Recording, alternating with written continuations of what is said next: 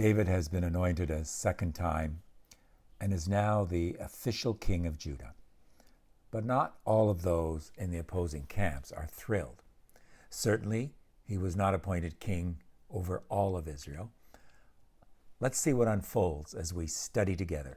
Hi, I'm Ken Godevanis, and this is Digging for Scriptural Gems. Today we're studying 2 Samuel chapter 2, verses 8 to 11. You will remember Saul's cousin Abner, the son of Ner, who was the commander of Saul's army. So Abner's father, Ner, was Saul's uncle, and David had ridiculed Abner earlier for not guarding Saul, when David had a chance to kill him, but didn't.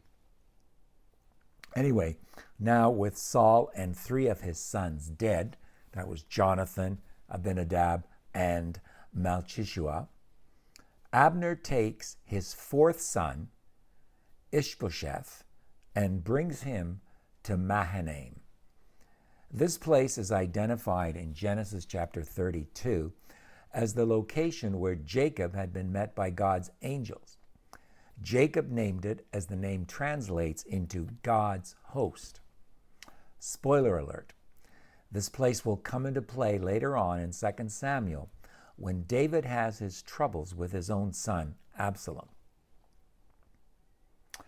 As there is no previous mention of Ishbosheth among the sons of Saul, some assume it is possible that he was an illegitimate son or the son of a concubine. Just to complete the picture for us, we should point out that Saul also had 2 daughters. Michal, pronounced 4 different ways, so anything goes, and Merab, the older daughter, as per 1 Samuel 14. So Michal was the younger daughter. David had married Michal and thus became Saul's son-in-law. But when Saul turned against David and wanted to kill him, and David fled to hide, Saul then gave Michal to somebody called Palti, son of Laish. At Mahanam, Abner then makes Ishbosheth king over Gilead, the Asherites, Jezreel, Ephraim, and Benjamin. The text says, quote, even over all Israel. Of course, excluding Judah. The term Asherites is used in the New American Standard Bible and others, but scholars believe it is best read as or replaced with the word Geshurites. The reason being that Asherites may be taken to refer to the Assyrian, and clearly this new king's kingdom was not of such proportions as to extend to Assyria. The Geshurites lived in the northeastern part of the land of Palestine. Verse 10 of our passage tells us Ishbosheth was 40 when Abner made him king, and he ruled for just 2 years. Notice also that to our knowledge, the push for his wearing the crown came from one man only, Abner. Not as in David's case, where we are told the men of Judah came and anointed him. And certainly Abner was not being guided by God. Verse 11 tells us that David, meanwhile, was king of Judah in Hebron for 7 years and 6 months. He started his reign at age 30, 10 years younger than when the new king started his reign. We do not know if there was an overlap. We assume there likely was, and or how much and when it occurred. What we do know is that David showed great patience for those 2 years, as he was indeed the rightful appointee by God.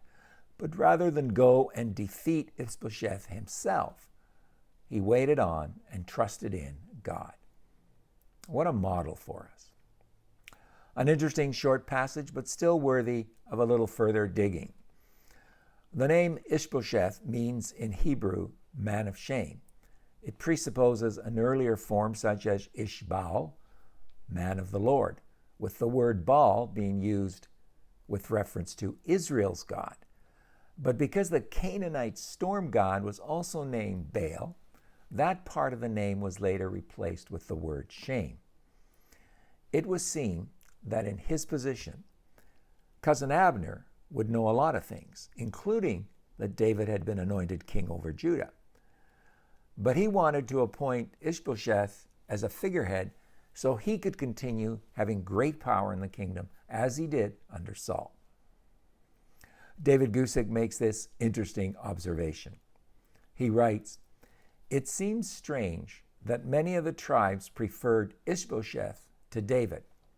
Yet since the Philistines had overrun many of the other tribes of Israel, they were even more hesitant to come out and out for David. We'll just make the Philistines mad, they thought. In the same way, and I think here's the lesson of this passage for us, if you and I will come out and out for the Son of David, that is Jesus Christ, we have to be ready for the disapproval of the Philistines of today. I think many of us are starting to see the disapproval that takes place when we follow Christ, and we will see even more in the days ahead. As we study these passages, we can't help but see how God orchestrates things to bring about his plan for his people. And I believe he is still doing that today.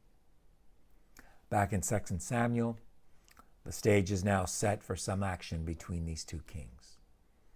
We'll get a blow-by-blow description of what happens in our next episode. Join us for that. In the meantime, I would encourage you and ask you to please subscribe to our YouTube channel. Write to us right on the YouTube page. Tell others about our studies, and above all, keep on studying God's Word.